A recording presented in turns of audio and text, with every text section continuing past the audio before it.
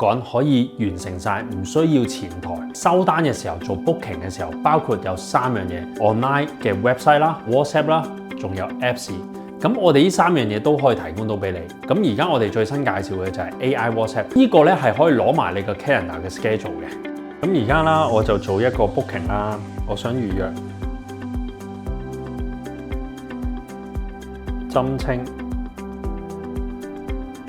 3月15號3點鐘可以嗎？咁我哋如果個客係 Apps 嘅話啦，咁都可以用 Apps 版啦去做一啲嘅booking 啦，咁揀翻一啲嘅時間啊、唔同嘅位置啊等等嘅嘢咧，都可以喺嗰個 Apps 上面都可以做到嘅。咁除此之外啦，仲有咧推薦啊、優惠活動啊等等嘅，可以幫你提高到生意嘅。咁另外都會有埋個 QR code 啦，方便到你簽到啊等等嘅時候做埋呢啲嘢。咁 Apps 上面都可以做到預約 booking 連埋落單嘅啦。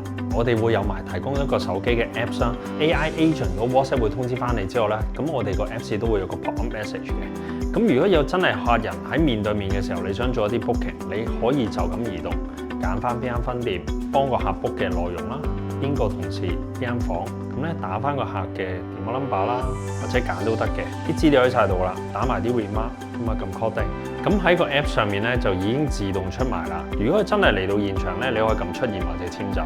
簽走嘅話啦，佢表翻嚟撩翻隻龜，咁啊搞掂啦。我哋甚至提供埋一樣嘢咧，就係 tablet 版。咁個客人嚟到嘅時候咧，打翻咗自己電話 number 啦，咁就會睇得到哦，原來今日有嘅內容喺度噶啦。咁佢直情咧就簽埋名，直接就簽走埋，咁就 OK 噶啦。客人版咧都可以自己撩翻隻龜，揀翻個評分，確定翻。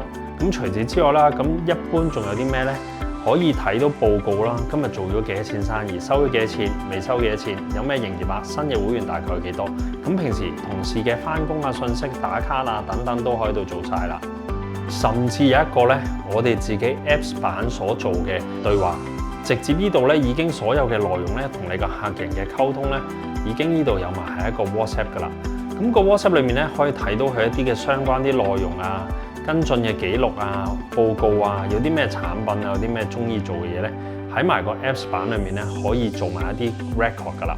咁呢度咧係幾個同事一齊用一個 WhatsApp， 全部都可以咧喺度對答。咁你會睇翻到邊個同事去覆緊呢個 WhatsApp 呢個嘅內容。咁我哋已經有埋個版本俾你，咁可以做埋啲咧 demo 嘅一啲嘅模板啦，對接翻個 WhatsApp 做埋群發，幫到手你解決晒所有嘅問題嘅。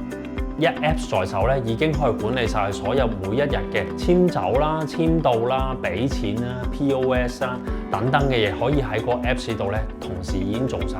另外門口可以裝翻一個 tablet， 俾啲客簽翻名，做翻個簽走，甚至新客過嚟嗰陣時咧，可以填翻啲電子方，食翻落佢哋嗰個個人資料裏面。咁佢啲可能皮膚啊、乾燥度啊、喜好啊等等嘅嘢咧，咁可以喺個 Apps 度做啦。